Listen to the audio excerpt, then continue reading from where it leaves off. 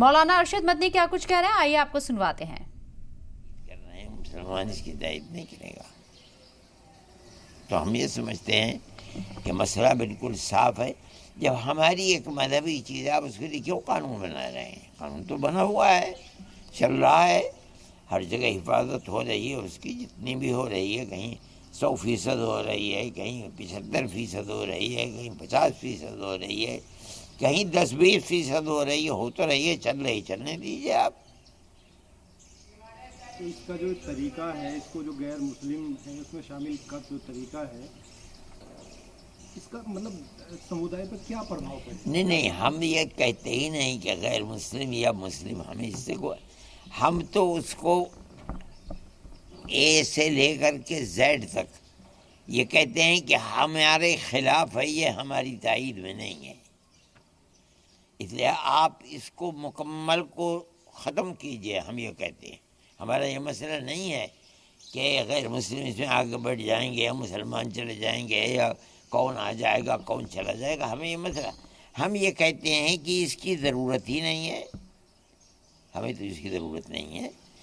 और हम ये समझ रहे हैं कि अगर इसको किसी भी तरीके पर रखा जाएगा तो जो लोग लेकर के आ रहे हैं, जिनके दिमाग के अंदर नफ़रत है, सियासत है, फ़िरक़ा परस्ती है, ताज्जुब है, वो लोग ला रहे हैं इसको खाने के लिए।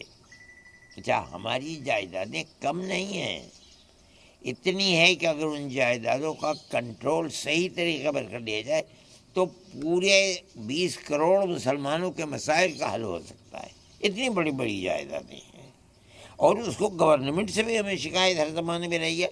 बेंगलोर का पूरा सैकड़ों एकड़ के अंदर बना हुआ हवाई अड्डा है, सारा वक्फ जायदाद है।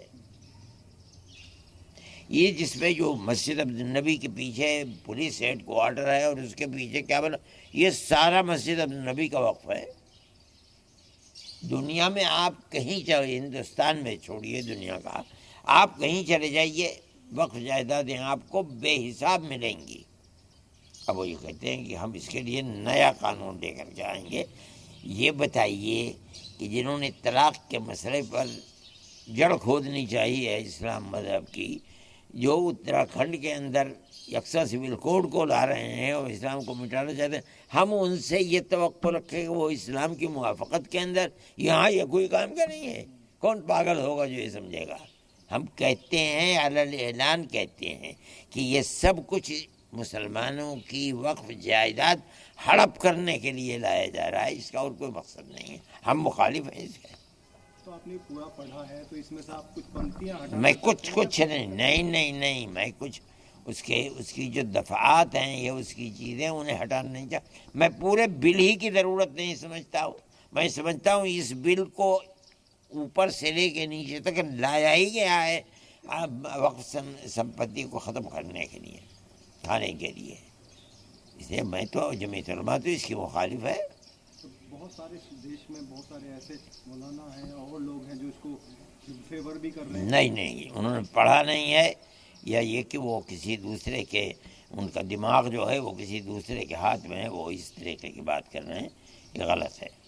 तो आप इसको पूरी तरीके पर हम इसको ये नहीं कंडम करते।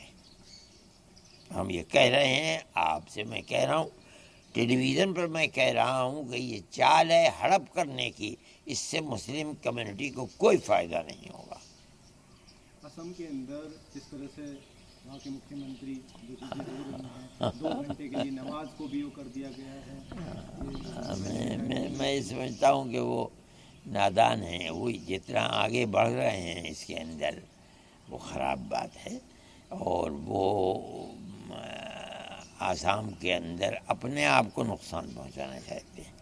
मैं ये कहता हूँ, आप इस पर गौर कीजिए कि बीजेपी 2 इलेक्शनों के अंदर किस कुव्वत के साथ आई। इस इलेक्शन के तो अरशद मदनी ने मुसलमानों को लेकर यहाँ बयान दिया है। वक्फ अमेंडमेंट बिल के खिलाफ वो बोले हैं अरशद मदनी, और उन्होंने कहा है कि वो किसी तरह के अमेंडमेंट के लिए राजी नहीं है, बल्कि इस बिल को इन्होंने पूरी तरीके से बेकार बताया है। वक्फ जायदाद के ऊपर कब्जे की नीयत से ये तमाम चीजें की जा रही हैं।